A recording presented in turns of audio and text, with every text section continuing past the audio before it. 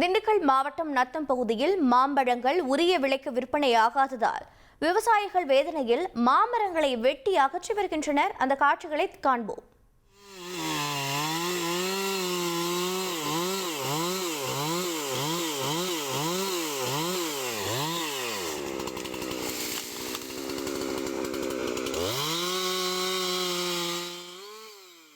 மேலும் விவரங்களை செய்தியாளர் சேகர் வழங்கிட கேட்கலாம். சேகர், வணக்கம்.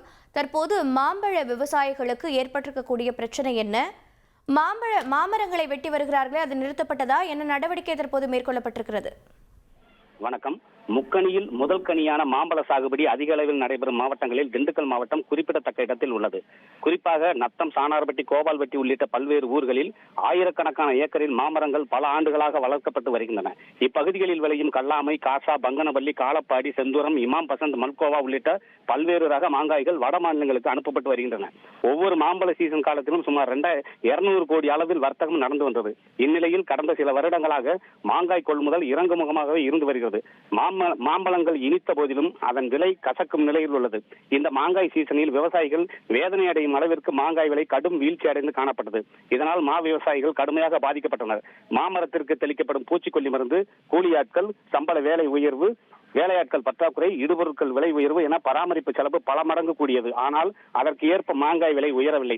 இதுவரை இல்லாத வகையில் இந்த வருடம் மாங்காய் சீசன் மார்ச் மாதமே தொடங்கியது. ஆனால் மாங்காய் விலை கடும் சரிவை சந்தித்தது.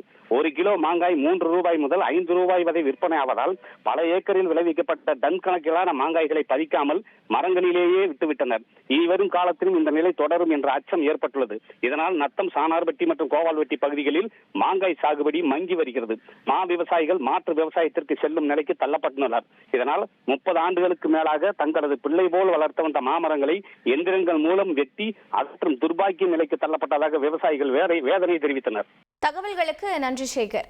மாம்பழங்கள் உரிய விலைக்கு போகாததால் மாம்பழ விவசாயிகள் மாமரங்களை வெட்டி அகற்றி வருகின்றனர். இது தொடர்பாக தந்தி டிவிக்கு அவர்கள் அளித்த பேட்டியை பார்க்கலாம். சானார்பட்டி ஒன்றியம் மணியாரம்பட்டில் இருக்க சுற்றுவட்டார கிராமத்திலிருந்து 1000 ஏக்கர் மாமரத்தை வெட்டிக்கிட்டு இருக்காங்க.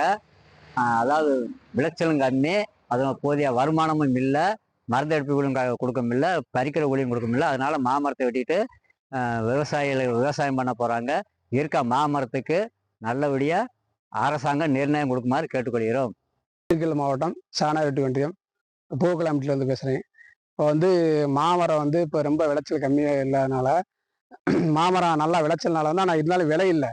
இருந்தாலும் எவ்வளோ விளைஞ்சாலும் 1 ரூபா 2 ரூபாய்க்கு போகும்போது மருந்தடிப்பு கூலி இதுகள் கூட இல்லை. அதனால இப்போ மரத்துகளை பூரா வெட்டுறாங்க. சானார்பட்டி, அஞ்சுவெளிப்பட்டி, கனாப்பட்டி, கோவல்பட்டி, மணியக்காரம்பட்டி, சில்வார்பட்டி, பூக்கலாம்பட்டி, ஜோத்தாம்பட்டி இந்த இருக்கிற ஏரியாவில் பூரா மரத்தை பூரா வெட்டி இது பண்ணுறாங்க. இருந்தாலும் அதை எங்களை வெட்டும் போது எங்களுக்கே கஷ்டமாக இருக்குது. பிள்ளை மாதிரி வளர்த்துட்டு வெட்டும் போது எங்களுக்கே கஷ்டமாக இருக்குது. என்ன பண்ணுறது? விலை இல்லாதனால இந்த மாதிரி பண்ணியிருக்காங்க.